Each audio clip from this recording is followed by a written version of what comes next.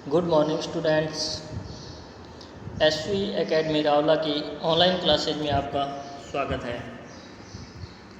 Class 8 subject English lesson first. पिछले video में अपने जहाँ तक पढ़ा था उसी से आगे स्टार्ट करेंगे। लेसन अपना चल रहा है the best Christmas present in the world. Page number 12 के सेकंड पैराग्राफ से अपने शुरू कर रहे हैं, तो आओ पढ़ते हैं। डॉर्सेट ही स्माइल्ड, वह मुस्कुराया और उसने कहा, अरे डॉर्सेट। आपको बताया था कि वेस्ट ऑफ इंग्लैंड का ये एक देश है, तो उसके बारे में कौन मुस्कुराया? ही किसके लिए आया है? उस जर्मन सैनिक के लिए आया है जो कैप्टन जिम मैकफर्सन से मिला था। उसके बाद में आगे वो बोलता है, आई नो दिस प्लेस, मैं इस स्थान को जानता हूँ। I know it very well, मैं इसे बहुत अच्छे से जानता हूँ। उसके बाद में we shared my ration and his excellent sausage. उसके बाद में जिम मैकफर्सन बोलती है कि हमने मेरी रम, एक शराब है, इंग्लिश शराब, और खाद्य सामग्री को आपस में शेयर किया, बांटा, और उसके उस अति उत्तम मांस से भरे हुए खाद्य पदार्थ को, यानी कि वो कहती है कि हमने दोनों ने आपस में, मैंने अपनी तरफ से रम और खाद्य सामग्री और उसने अपनी तरफ से जो मांस से भरा हुआ एक खाद्य पदार्थ था उसे आपस में शेयर किया। एंड वी टॉक्ड, कोनी हाउ वी टॉक्ड, और उसके बाद में कहती है हमने बातें की। कोनी कितनी बातें की, यानी कि वो कहती है कि हमने बहुत अधिक बातें की आपस में। He spoke almost perfect English, और उसके बाद में बताती है कि वह जर्मन सैनिक परफेक्ट इंग्लिश बोलता था, but it turned out that he had never set foot in Dorset, never even been to England. और उसके बाद में वो कहती है परंतु यह भी पता लगा कि उसने कभी भी डॉर्सेट में अपना पाँव नहीं रखा था, यहाँ तक कि इंग्लैंड में भी, यानी कि वह डॉर्सेट तो क्या कभी इंग्लैंड भी नहीं गया था, परंतु फिर भी वो बहुत अच्छी इंग्लिश बोलता था। He had learn all he new of England from school and from reading books in English. और वो कहती है कि जितना कुछ वो इंग्लैंड के बारे में जानता था वो सब उसने स्कूल से सीखा था और इंग्लिश की पढ़ने वाली पुस्तकों से सीखा था। यानी कि वो डॉर्सेट को बहुत अच्छे से उसने कहा था कि वो जानता है, लेकिन जानता कैसे है? वो तो कभी गया ही नहीं था, यहाँ तक कि इंग्लैंड ही नहीं गया था, परंतु उसने ये सब कहाँ से सीखा था? अपने स्कूल से सीखा था, अपने स्कूल की पढ़ने वाली इंग्लिश की बुक से सीखा था। His favourite writer was Thomas Hardy, his favourite book far from the madding crowd. और उसके बाद में वो कहती है कि उसने बताया था कि उसका प्रिय लेखक है वह थॉमस हार्डी है, और उसकी प्रिय बुक है, उसका नाम है फार फ्रॉम मैडिंग क्राउड। ये एक पुस्तक का नाम है, बुक का नाम है far from the madding crowd. So out there in no man's land we talk of Bathsheba and Gabriel of and sergeant Troy and Dorset. और उसके बाद में वो क्या कहती है कि हमने वहाँ उस मैदान के बीचों बीच बत्सेबा, जो कि एक बाइबल के अंदर अबू सुलेमान जो था उसकी माँ थी, उसके बारे में, और गैब्रियल ओक भी बाइबल का ही एक पात्र है जिसने ईसा मसीह के बारे में, जीसस के बारे में कुछ बताया था। और सर्जेंट ट्रॉय, सर्जेंट होता है एक उच्च श्रेणी का वकील, तो और डॉर्सेट वो एक इंग्लैंड का स्थान है, देश है। तो वो कहती है कि हमने उस मैदान के बीचों बीच बत्सेबा, गैब्रियल ओक और सर्जेंट ट्रॉय और डॉर्सेट के बारे में बातें की। He had a wife and one son born just 6 months ago। और वो बताती है कि उसका एक पुत्र जो कि अभी 6 महीने पहले ही जन्मा है और एक पत्नी है। कहने का मतलब उसकी फैमिली के अंदर उसकी एक पत्नी और इस 6 महीने पहले जन्मा हुआ एक बच्चा है। As I looked about me there were huddles of khaki and grey everywhere. और उसके बाद में वो कहती है जैसे कि मैंने अपने बारे में बताया तो वहाँ हडल्स में होते हैं झुंड, हर तरफ खाकी और धूसर कलर के झुंड थे। All over no man's land, उस खाली भूमि की हर जगह पर। Smoking, laughing, talking, drinking, eating, यानी कि वो सभी, कोई धूम्रपान कर रहा था, कोई हंस रहा था, कोई आपस में बातें कर रहा था, कुछ पेय पदार्थ ले रहे थे और कुछ खा रहे थे। तो वो कहती है कि जैसे ही हमने वहाँ पर हमारे चारों तरफ देखा तो हर तरफ खाकी और धूसर रंग के झुंड दिखाई दे रहे थे। उस खाली मैदान के अंदर कोई धूम्रपान कर रहा था, कोई हंस रहा था, कोई बातें कर रहा था, कोई पेय पदार्थ ले रहा था और कोई खाने का कार्य कर रहा था। Hans, Wolf and I shared what was left of your wonderful Christmas cake Connie. और उसके बाद में वो कोनी को निर्देशित करते हुए कहती है कि कोनी, हंस, वॉल्फ और मैंने वो तुम्हारा सुंदर क्रिसमस केक था जो बचा हुआ था उसको आपस में बांटा। He thought the marzipan was the best he had ever tasted. और उसने क्या सोचा, किसने, उस जर्मन सैनिक ने, उसने सोचा, मार्जिपेन में होता है बादाम का हलवा, कि वो बादाम का हलवा है वो सबसे बेहतरीन था जो उसने कभी उससे पहले चखा था, स्वाद लिया था।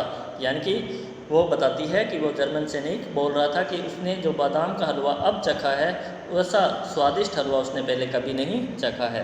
आई एग्रीड, मैं सहमत थी।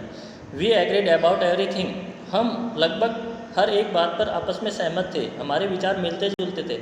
And he was my enemy, और वह मेरा शत्रु था, यानी कि वह मेरा दुश्मन था, फिर भी हमारे विचार आपस में मिलते जुलते थे। There never was a Christmas party like it Connie. और उसके बाद में फिर से वो कोनी को कहती है कि कोनी, ऐसी क्रिसमस पार्टी कभी भी वहाँ पे नहीं हुई थी। Then someone, I don't know who brought out a football. और उसके बाद में वो बताती है कि तब कोई, जिसे मैं नहीं जानती कि वो कौन है, एक फुटबॉल लेकर आया।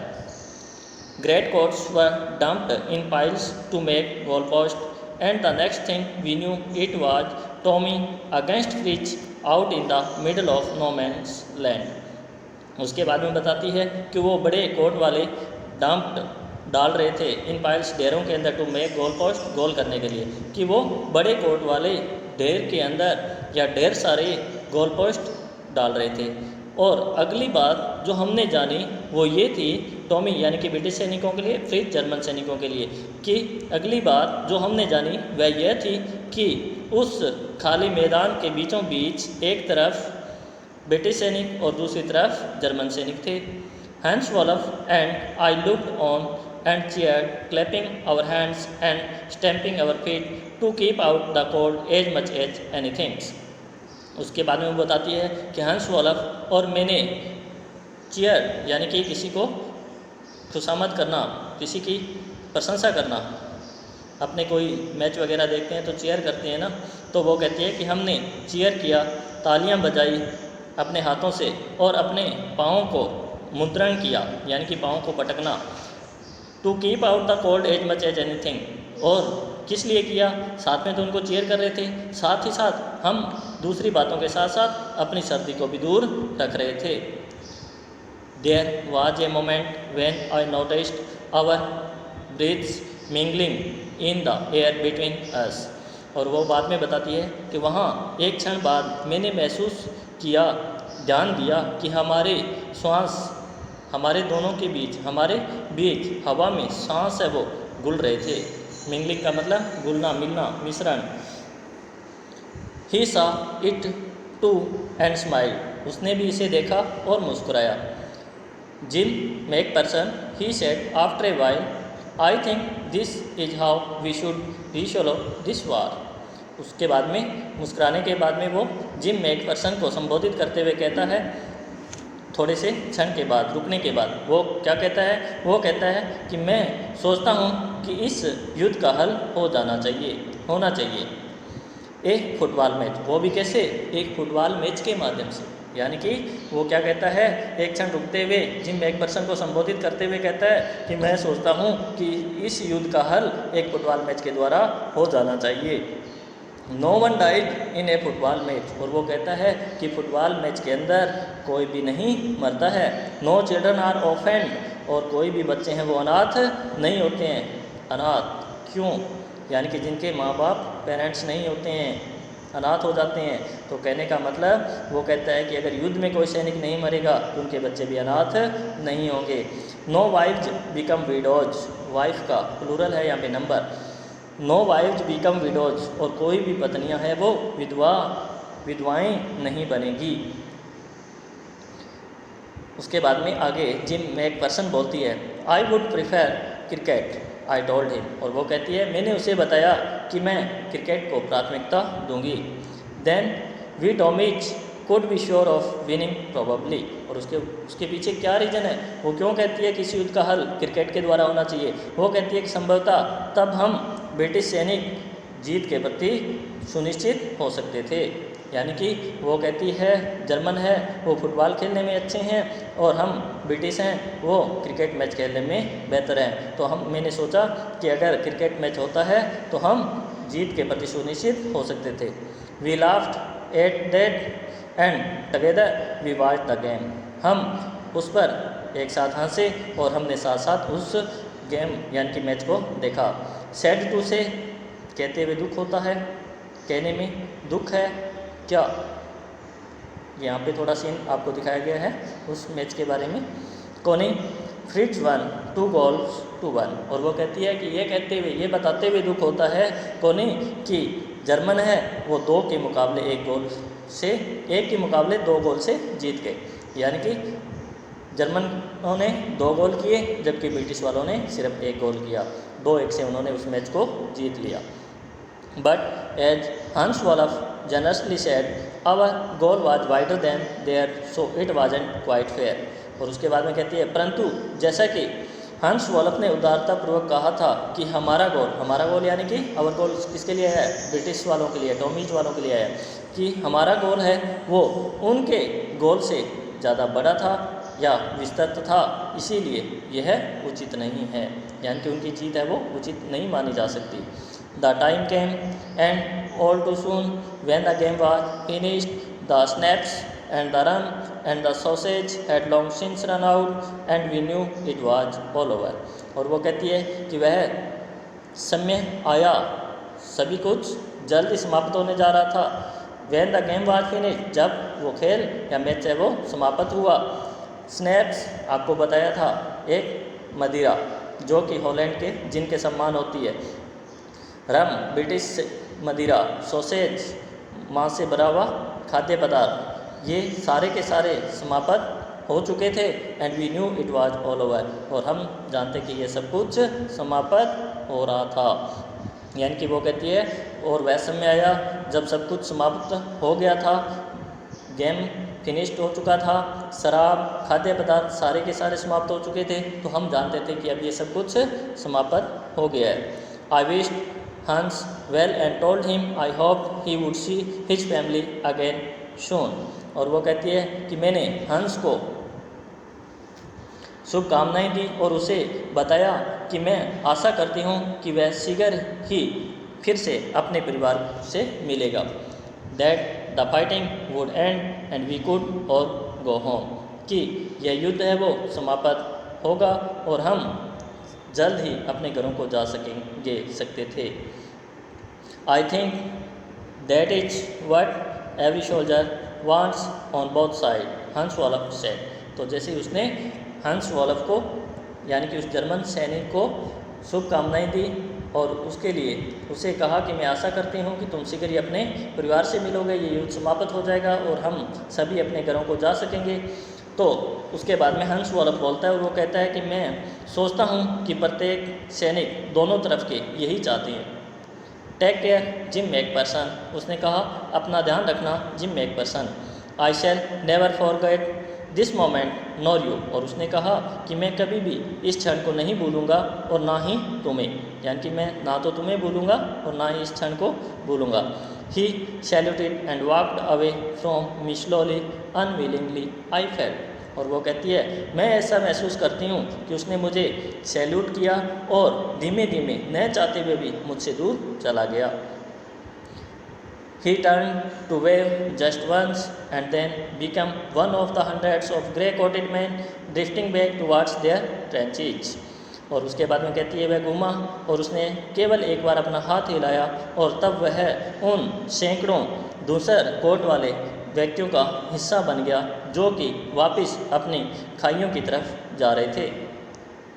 That night back in our dugouts we heard them singing a carol and singing it quite beautifully. Carol, carol का मतलब होता है तराना। उस रात्रि को हमारे खंदकों में जब हम वापस थे, बैक इन आवर डगआउट्स, डगआउट्स मतलब खंदक, यानी कि सैनिकों के रहने के लिए भूमि को खोदकर और उसको ढक कर खंदक बनाए जाते हैं। We hear them singing a carol, हमने उन्हें एक तराना गाते हुए सुना। And singing it quite beautifully, और वो इसे बहुत अच्छे से गा रहे थे। It was still net silent night, यह एक बहुत ही अच्छी और शांत रात्रि थी। Our boys gave them a rousing chorus of while shepherd watched. जैसे ही शेफर्ड ने देखा तो हमारे लड़कों ने भी उन्हें गर्मजोशीपूर्वक सहगान दिया। राउजिंग मिस गर्मजोशीपूर्वक, और चॉर्स का मतलब समूह गान, सहगान, कोई गा रहा है उसके साथ साथ गाना। We exchange carols for a while and then we all fell silent. हमने कुछ समय के लिए अपने तरानों का आदान प्रदान किया और उसके बाद में हम सभी शांति से लेट गए। We had our time of peace and goodwill, a time I will treasure as long as I live. हमारे पास शांति और सद्भावना का, पीस में शांति, गुडविल में सद्भावना का अच्छा समय था, और एक ऐसा समय जो कि जब तक मैं जीवित हूँ तब तक एक खजाने के रूप में रहेगा।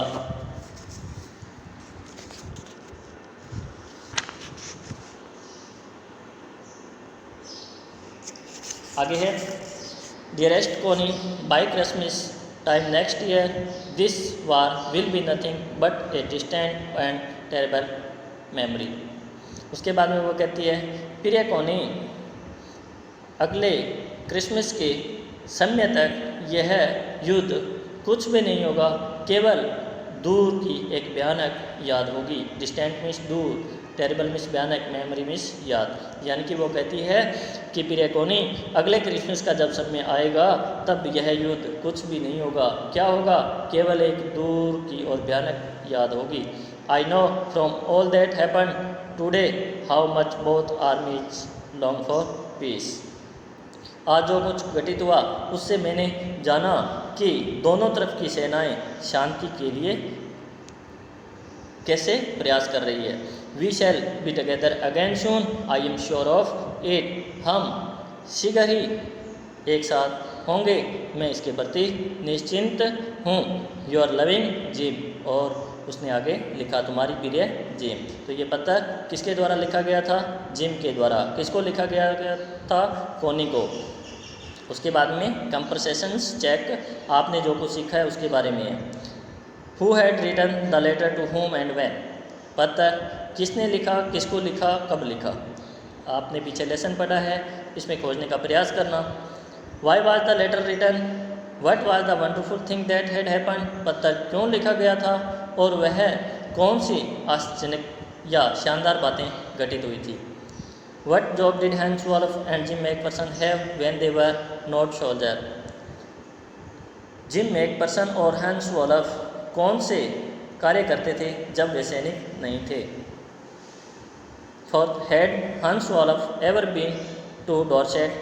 क्या हंस वॉल्फ कभी डॉर्सेट में रहा था। वाई डिड ही से ही न्यू इट। उसने ऐसा क्यों कहा कि वैसे जानता था। फिर do you think Jim McPherson came back from the war, how do you know this.